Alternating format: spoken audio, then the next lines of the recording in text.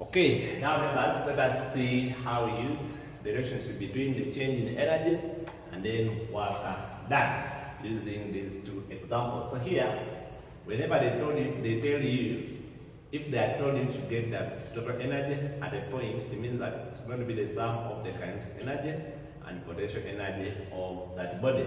Let us go through this example. A body of mass 5 kilograms falls vertically against a constant resistance. The body passes through points A and B 2.5 meters apart at velocities 2 meters per second and 6 meters per second. Find the magnitude of the resistance. So there you start by getting our sketch. So we have a point A here, and then we have a point B because the body is falling vertically. But the distance between these two, they are telling us it's 2.5 meters. That's the distance between these two. So all we need, they're telling us that here the velocity is going to be 2 meters per second, and the velocity here is 6 meters per second. So what we are going to do, we know that work done is going to be, we know that our work done is equal to the change in energy. So the work done is going to equal this resistance, the force that is resisting in here. So in simple terms, we need to first get our change in energy. So the change in energy is going to be the energy here and the difference here. So at A, the total energy there, total energy is going to be the kinetic energy there plus the potential energy there.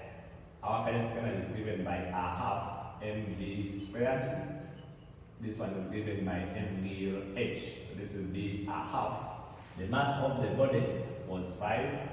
The velocity at A is 2 squared.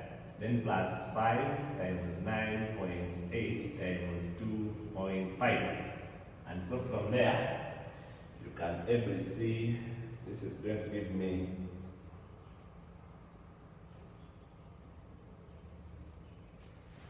one 32.5 joules. So this is the energy here. So I need also the energy at B. So at B, my total energy is going to be a half the mass, 5, the velocity at B. My velocity at B is 6 squared, then plus 5 into 9.8, then 0. Why are we taking height 0?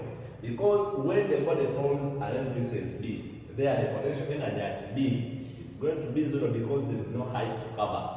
So from here up to here, it will reach a height of 0, so there will be no height to cover. So that's why we have that as that. So now from here, instead, this is going to give us 0. Then here we are going to be having 9 joules. So we come and we get our change in energy.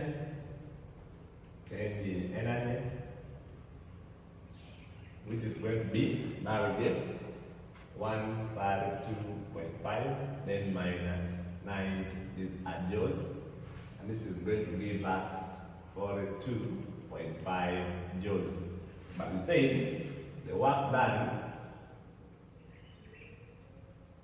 is equaling to change in the energy. So the energy here is going to be the sum of the kinetic and the potential, and so the energy here.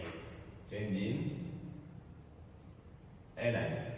So our done member is given by force times distance, equaling to now 42.5. And we have the distance, so we have 5 times 2.5 equaling to 4.25. So our force here is going to be, so it's going to be 17 newtons. So this is going to be the resistance. Therefore, the resistance is going to be 17 newtons. Okay, Let us come to this one. A particle of mass 4 kilograms falls through points A and B, x meters apart. So we have A, we have B. So the particle is falling, but the distance between these two this time is x meters. Okay. It passes through A at a velocity. So here the velocity is 3.5 meters per second. And through B is 7. So here the velocity is 7 meters per second. If the resistance against which the body falls is 19.6, use the energy consideration to find the distance x.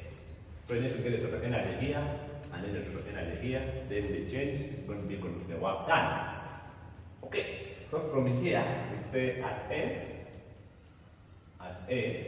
total energy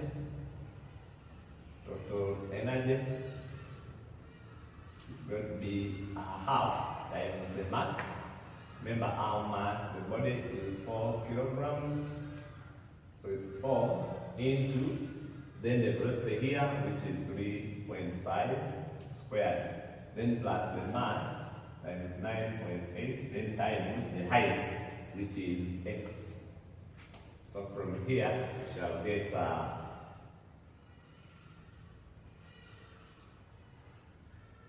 24.5 now plus 39.2x. So these are joules. So this is the total energy at A. Then we come at B. At B, our total energy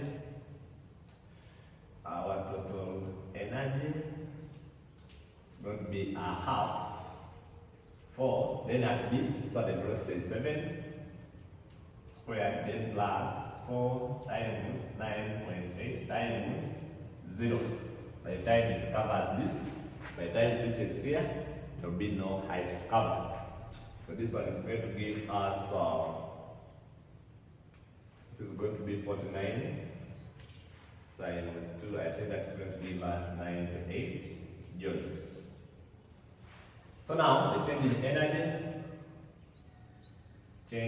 in energy is going to be now this 24.5 plus this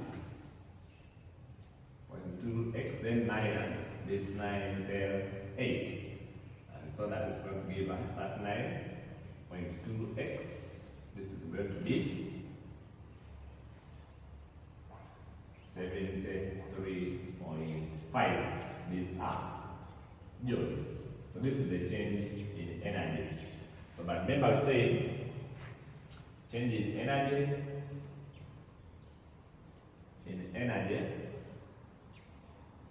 is equal to work done. So 39.2x minus 73.5 is equal to our work done, which will be F times D. Now, so our resistance, the force which is resisting there, is that's going to be 19.6, then times x. To bring this side and take this side, you get 19.6x equal to 73.5. And so our distance here is going to be 3.75 meters. And so that will be the answer. When you bring this one, it becomes a negative, so this minus this, and take this, it becomes a positive. So that's it, members. That's how we use that's the relationship between work done and then the change in energy. So that's it, members. I wish you well. But please don't forget to subscribe to the channel.